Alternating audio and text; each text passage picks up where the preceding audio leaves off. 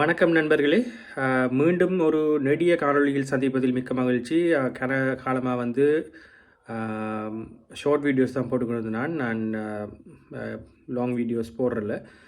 ஆனால் வந்து இந்த லாங் வீடியோ போடுறதுக்கு காரணம் என்னென்னா, எங்களோட நாட்டில் பொருளாதார பிரச்சனைக்கு பிறகு எங்கள் நாட்டிலேருந்து வெளிநாடுகளுக்கு இடம்பெயர்ந்து போகிறாக்கள் வந்து அதிகமாக இருக்கிறது வந்து நீங்கள் எல்லோரும் அறிந்த விஷயம்தான்.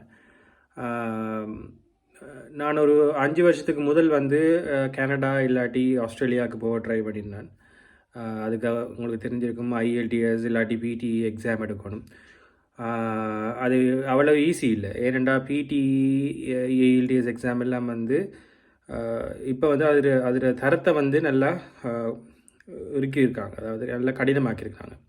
ஸோ வந்து ஈஸியாக வந்து இப்போ அவங்க கேட்குற அந்த கிரேடை வந்து நாங்கள் எடுக்கிறதுன்றது சரியான கஷ்டம். படிக்க போகிறவங்களுக்குன்ற அந்த கனடா ஆஸ்திரேலியாவுக்கு படிக்க போகிறவங்கன்றது வேறு கதை. அதோட வந்து சமீப காலமாக வந்து கனடாவுக்கு விசிட்டர் விசாவில் போகிற ஒரு ஆப்ஷனும் எங்கள் ஆக்களுக்கு இருக்குது. ஸோ அப்படி போகிற ஆக்களும் நிறைய இருக்கிறாங்க. அதை பற்றி எனக்கு அந்த ஐடியா பேச தெரியல. ஏன்னா சில பேர் வந்து அங்கே போயிட்டு திரும்ப வாரதாக வந்து தகவல்களும் இருக்குது. சில பேர் வந்து ஓகே அங்கே வேலை எடுத்து அவங்களோட விசாவை வந்து கன்வெர்ட் பண்ணி ஒர்க்கிங் விசாவாக மாற்றுற சந்தர்ப்பங்களும் இருக்குது. இப்படி இருக்கக்குள்ள கனடா ஆஸ்திரேலியாவை தவிர வேறு எங்கேயாவது நம்மளுடைய மக்கள் போகலாமா என்ற அந்த ஒரு கேள்விக்கு ஒரு பதிலாகத்தான் இந்த ஒரு காணொலியை நான் பதிவேற்றம் செய்கிறேன். கனடா இல்லாட்டி ஆஸ்திரேலியா தான் வந்து இடம்பெயர்ந்து போய் வாழ்கிறதுக்கு ஆப்ஷனான்னு கேட்டால் உண்மையில் இல்லை. ஆனால் வந்து வெளிநாட்டுக்கு இடம்பெயர்ந்து போகணுமான்ற ஒரு கேள்வியை கேட்டிங்கன்னா அதுவும் இல்லை. அதாவது எங்களுடைய நாட்டில் இருக்கிற அந்த சுதந்திரம் வந்து வெளிநாட்டில் இருக்காது. இருந்தாலும் உழைப்பதற்காகவும் அதோட வந்து ஒரு வித்தியாசமான ஒரு அனுபவத்தை பெறுவதற்காகவும் வெளிநாடுகளுக்கு போய் கொஞ்சம் காலம் இருந்துட்டு பிறகு வந்து திரும்பியும் உங்களோட நாட்டுக்கு போகலாம் அப்படின்றதான் என்னுடைய ஐடியா. அதனால தான் நான் இப்போ என்னுடைய வேலை வாய்ப்புகளை பயன்படுத்தி நான் வந்து யூரோப்புக்கு, அதாவது நெதர்லாந்துக்கு இடம்பெயர்ந்துள்ளேன். ஸோ நீங்கள் வந்து திரும்பி வந்த கொஷனுக்கு வாரன், கனடாவும் ஆஸ்திரேலியாவும் தான் ஆப்ஷனான்னு கேட்டால் உண்மையில் இல்லை. யூரோப்புக்கும் வந்து நாங்கள் வந்து குடிபெயர்ந்து வரலாம், அதாவது ஒர்க் பர்மிட்டில் வந்து வரலாம், ஒர்க்கிங் விசாவில் வரலாம். ஒர்க்கிங் விசா வந்து எடுப்பது வந்து எவ்வளவு தூரத்துக்கு ஈஸி என்று கேட்டால்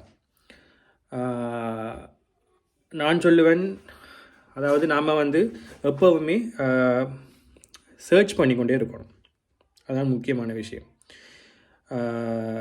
கனடா ஆஸ்திரேலியாவை விட ஸ்கில் மைக்ரேஷன் பண்ணுறதுக்கு உங்களுக்கு தகுதி இருந்ததுண்டா, அதாவது நீங்களுடைய கல்வி தகமை மற்றும் அனுபவம் இருக்கிறவர்களாக இருந்தீங்கண்டா நிச்சயமாக யூரோப் பக்கம் வாரது நான் கனடா ஆஸ்திரேலியாவோட ஒப்பிடக்குள்ள ஈஸின்னு தான் சொல்லுவேன். காரணம், இங்கே வந்து உண்மையிலே ஒரு பெரிய இடப்பற்றாக்குறை இருக்குது. அதுவும் முக்கியமாக பேங்கிங் செக்டர், ஐடி செக்டர், அதுக்கு பிறகு இன்ஜினியரிங் செக்டர். நீங்கள் டாக்டரோ இல்லாட்டி நர்சிங்கில் இருக்கீங்களோ இல்லாட்டி கவர்மெண்ட் சம்மந்தப்பட்ட வேலைகள் இருக்கீங்கன்றா கொஞ்சம் கடினம். ஏனெண்டா இங்கே மொழி தெரிஞ்சிருக்க வேண்டும். நீங்கள் நெதர்லாந்து எடுத்தீங்கண்டா நெதர்லாந்து மொழி, டச் தெரிஞ்சிருக்கணும். இல்லாட்டி வந்து ஜெர்மனோ, இப்போ யூரோப்னு பார்த்தீங்கன்னா நிறைய கண்ட்ரிஸ் இருக்குது. நெதர்லாந்து மட்டும் இல்லை, சுவிட்சர்லாண்ட் இருக்குது, அதுக்கு பிறகு டென்மார்க் இருக்குது, லக்சம்பர்க் இருக்குது, ஃபின்லாண்ட் இருக்குது. ஸோ நிறைய கண்ட்ரிஸ் இருக்குது யூரோப்பில். அவங்களோட நாட்டில் அவங்களோட லாங்குவேஜும் அவங்களோட கரன்சியும் தான் யூஸ் ஆகுது. ஸோ ஒரு கவர்மெண்ட் ஜாப்பில் நீங்கள் இருக்கீங்கண்டா அந்த நாட்டுக்கு போய் வேலை எடுக்கிறன்றது சரியான கொஞ்சம் கஷ்டம்தான். சரி, ஒரு இடத்தரப்பட்ட வேலைகளுக்கு நீங்கள் மூவாக விரும்புகிறீங்கன்னா அதுவும் கொஞ்சம் கடினம்தான். ஏனென்றால் அதுக்கும் உங்களுக்கு வந்து மொழி தெரிந்திருக்க வேண்டும். ஆனால் வந்து IT sector, banking sector, engineering sector ரெண்டு வரக்குள்ள உங்களோட கம்யூனிகேஷன் வந்து இங்கிலீஷில் தான் இருக்குது. அதால் வேலை எடுக்கிறது நான் சொல்லுவேன் கம்பேரிட்டிவ்லி கனடா, ஆஸ்திரேலியா, நியூசிலாண்டில் பார்க்கக்குள்ள இங்கே வேலை எடுக்கிறது கொஞ்சம் ஈஸி. ஆனால் வந்து அனுபவம், அவங்க எதிர்பார்க்குற அனுபவம் வந்து ஒரு 10 வருட அனுபவம் இருக்க வேண்டும். அதுக்கு பிறகு உங்களுடைய இங்கிலீஷ் கம்யூனிகேஷன் ஸ்கில் வந்து ஐஎல்டிஎஸ் பிடி எடுக்கிற அளவுக்கு இருக்க வேண்டிய அவசியம் இல்லை. அதாவது நீங்கள் உங்களுடைய எண்ணங்களை நீங்கள் எடுத்துரைக்கக்கூடிய அளவுக்கு இங்கிலீஷ் தெரிஞ்சிருந்தால் போதும். நீங்கள் எந்த ஒரு எக்ஸாமும் எடுக்க வேண்டியதில்லை யூரோப்புக்கு வரத்துக்கு. ஆனால் வந்து நீங்கள் வந்து உங்களுடைய தேடலை வந்து எப்போவுமே விரிவுபடுத்தி கொண்டே இருக்கணும். ஆன்லைனில் பார்த்து கொண்டு இருக்கணும். முக்கியமாக லிங்க்டின்ல ஒரு நல்ல ப்ரொஃபைல் வச்சுருந்தீங்கன்னா நிச்சயமாக கிடைக்கக்கூடிய வாய்ப்புகள் நிறையவே இருக்குது. ஸோ லிங்க்டின்ல ஒரு நல்ல ஒரு ப்ரொஃபைலை க்ரியேட் பண்ணுங்கள் வித் யூ எக்ஸ்பீரியன்ஸ். அதுக்கு பிறகு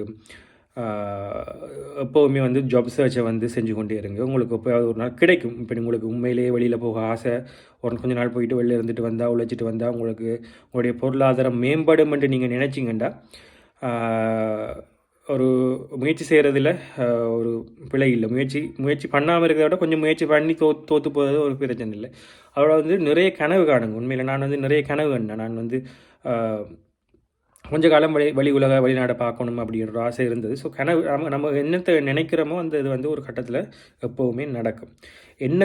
ஒவ்வொரு நீங்கள் உங்களோட வாழ்க்கையில் மீட் பண்ணுற ஒவ்வொருத்தரும் அதோட நீங்கள் வந்து உங்களோட வாழ்க்கையில் நினைக்கிற ஒவ்வொரு விஷயங்கள் திரும்ப விஷயங்கள் ஒரு விஷயத்தை நினைக்கிறீங்கன்னா ஒரு கட்டத்தில் அந்த விஷயம் வந்து நிச்சயமாக நடந்தே தீரும். ஆனால் அதுக்கான முயற்சிகளை நீங்கள் எடுக்கணும். ஸோ அது வந்து என்னுடைய அனுபவத்தில் நான் சொல்கிறேன். சரி, விடயத்துக்கு வருவோம். நான் சொன்ன மாதிரி ஐடி இன்ஜினியரிங் ப்ரொஃபைல்ஸ், அதுக்கு பிறகு பேங்கிங் செக்டருக்கு வந்து இப்போ அதாவது சமீப காலமாக யூரோப்பில் ஒரு பெரிய பற்றாக்குறை ஒன்று ஏற்பட்டிருக்கு. முக்கியமாக ஐடிக்குள்ளே பெரிய பற்றாக்குறை ஒன்று ஏற்பட்டிருக்கு. நீங்கள் வந்து அந்த உங்களுடைய வேலைக்கான தேடுதலை வந்து கொஞ்சம் விரிவுபடுத்தினா நிச்சயமாக அதுக்கான வாய்ப்புகள் கிடைக்க கூடும். நான் வந்து 100% வந்து கன்ஃபர்மேஷன் சொல்ல எனக்கு சரியாக தெரியலை. நீங்கள் தேடுதலை வந்து எப்போவுமே விரிவுபடுத்தி கொண்டே இருக்கும். நீங்கள் ஜாப் சர்ச்சை வந்து எப்போவுமே பண்ணிக்கொண்டே இருக்கும். ஸோ அதான் நான் இந்த காணொலியில் உங்களுக்கு கொண்டு வந்திருக்கிற விடயம். ஏனென்றால் என்னுடைய நண்பர்களும் சரி, எனக்கு தெரிந்தவர்களும் சரி, என்னுடன் பேசும் பொழுது கேட்குற முதலாவது கேள்வி, எப்படி நீங்கள் வந்து நெதர்லாண்டோ யூரோப்புக்கு போனீங்க. ஸோ அது உண்மையில் ஒரு மேஜிக் இல்லை. என்னுடைய தேடுதல் நிறைய இருந்தது. அதோட வந்து நான் என்னுடைய அதாவது அனுபவம், அதாவது ஐடியில் இருக்கிற அனுபவத்தையும் உண்மையில் சொல்லப்போனால் அந்த தேடுதல் தான், ஜாப் சர்ச்சை வந்து நான் விடலை, கண்டினியூஸாக செஞ்சு கொண்டு இருந்தேன். ஸோ உங்களுக்கும் அந்த மாதிரியான ஒரு ஐடியா இருக்குமெண்டா, அதோட வந்து நீங்கள் இன்ஜினியரிங் ஃபீல்டு இல்லாட்டி ஐடி ஃபீல்டு இல்லாட்டி பேங்கிங் ஃபீல்டில் இருக்கிறீங்கண்டா நிச்சயமாக அந்த ஜாப் சர்ச்சை வந்து பண்ணி கொண்டுருங்க. நாடுகள் ரெண்டு வரக்குள்ள எந்த நாட்டில் வந்து இங்கிலீஷும் ஓகே, அதாவது செகண்ட் லாங்குவேஜ் இங்கிலீஷ் எந்த நாட்டில் ஓகேண்டா எனக்கு தெரிஞ்ச மட்டுக்கு நெதர்லாண்டில் வந்து அக்செப்ட் பண்ணுறாங்க. இது வந்து அவங்க வந்து டச் கதைச்சாலும், டச்சை வந்து அவங்களுடைய பேச்சு அதாவது அரச மொழியாக இருந்தாலும் ஆங்கிலத்தையும் ஒத்துக்கொள்கிறாங்க. ரெண்டாவது வந்து லக்சம்பர்க்னு ஒரு நாடு இருக்குது, சின்ன நாடு தான். அந்த நாட்டிலையும் வந்து நீங்கள் உங்களுடைய ஜாப் சர்ச்சை வந்து பண்ணலாம், நிச்சயமாக கிடைக்க வாய்ப்பு இருக்குது.